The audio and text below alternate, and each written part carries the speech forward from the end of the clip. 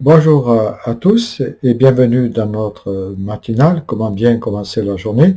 Et je dirais plutôt, puisque nous sommes lundi, comment bien commencer la semaine.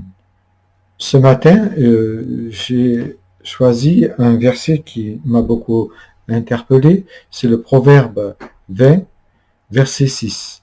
Beaucoup de gens se disent qu'ils sont bons, mais un homme fidèle, qui peut le trouver?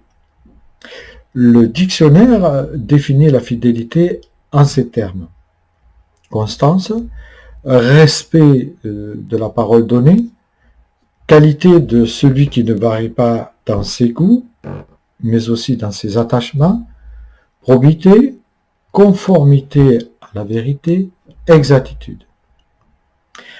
En nos temps d'infidélité, on comprend mieux à quel point le psalmiste avait raison lorsqu'il disait « Les fidèles disparaissent parmi les fils d'hommes ».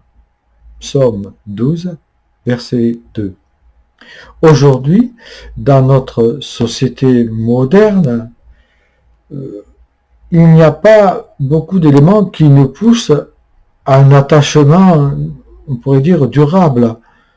On zappe, et pas que les programmes de TV. On vit dans une société du jetable, on le voit bien avec les masques, quel scandale, hein, alors qu'on pourrait parfois ne pas mettre des masques jetables. Société du jetable où les produits se succèdent pour que le besoin de consommer ne faiblisse pas, ou ne faiblisse jamais. Malheureusement, cela a un impact, je dois dire, sur notre propre fidélité, ce soit dans le couple, mais sur notre fidélité en général. Nous sommes martelés par tout cela. Autrefois, les chrétiens étaient appelés des fidèles, et ce n'était pas du tout péjoratif. C'était l'image que les non-chrétiens avaient des chrétiens. Je dois dire qu'ils ne se trompaient pas beaucoup, car la fidélité était une conséquence d'une vie, et elle est une des conséquences plutôt d'une vie transformée par le Saint-Esprit quand nous recevons le Seigneur, puisque un de ces attributs du fruit de l'Esprit est la fidélité.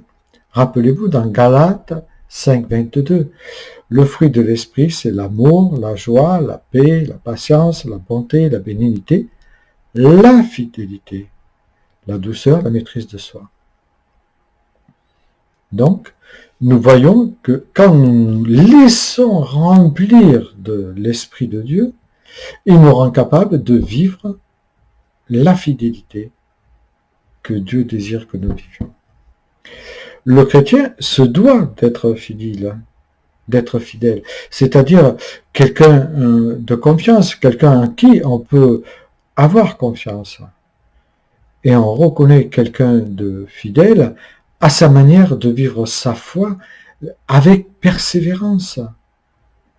On reconnaît l'infidèle par le fait qu'il abandonne facilement sa vie spirituelle dès qu'il y a une épreuve, qu'il abandonne ses engagements de chrétien par l'influence des autres, par faiblesse. Ses sentiments sont changeants et instables selon dans le contexte dans lequel il se trouve. Nous sommes, et nous devons nous l'avouer, dans un monde marqué profondément par l'infidélité. Infidélité conjugale, infidélité aux valeurs bibliques, infidélité au commandement de Dieu, infidélité morale, infidélité à la vie de l'Église locale, où on se retire facilement parce qu'on n'est plus d'accord avec telle ou telle décision. Quelle notion de la fidélité montrons-nous alors à notre monde, à nos familles et à nos enfants? Quelle notion d'infidélité, de fidélité laissons-nous à tout cela? L'infidélité, c'est le fait de briser un attachement qui devait être durable. Exemple, nous avons dans l'histoire d'Israël, dans Malachie chapitre 2, verset 14, ce passage où il est dit au peuple d'Israël, « Vous demandez pourquoi Dieu ne veut plus de vos offrandes, eh bien, vous aviez promis devant le Seigneur d'être fidèle à la femme que vous avez épousée dans votre jeunesse. Vous l'avez choisie et pourtant vous l'avez abandonnée. Prenez donc garde à vous-même et ne trahissez pas vos engagements. Voilà, le Seigneur reprend sévèrement Israël parce qu'ils n'ont pas su tenir leurs engagements. La fidélité, nous comprenons qu'elle est un gage d'avenir. Elle engage l'avenir du couple, l'avenir d'une activité, l'avenir d'une famille, l'avenir d'une amitié, l'avenir aussi, et cela n'est pas anodin, d'une récompense promise par le Seigneur. L'infidélité, elle, compromet ou brise l'avenir. Israël, infidèle, en fait l'amère expérience avec les îles qu'elle a vécues. Dans la Bible, la notion de fidélité est liée à la solidité, mais aussi à la foi que nous retrouvons dans certains contextes du Nouveau Testament. En fait, être fidèle, c'est être solide dans sa foi, donc quelqu'un digne de confiance. Et nous avons ce mot que nous retrouvons dans le Nouveau Testament, le mot « Amen ». Et justement, la fidélité vient de ce mot-là.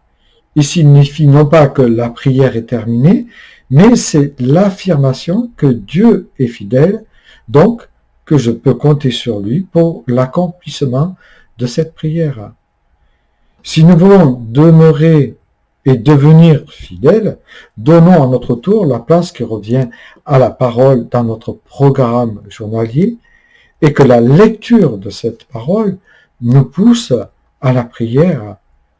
Oui, comme à l'église de Smyrne, le Seigneur te dit, dans Apocalypse 2, « Sois fidèle jusqu'à la mort et je te donnerai la couronne de vie. » Amen.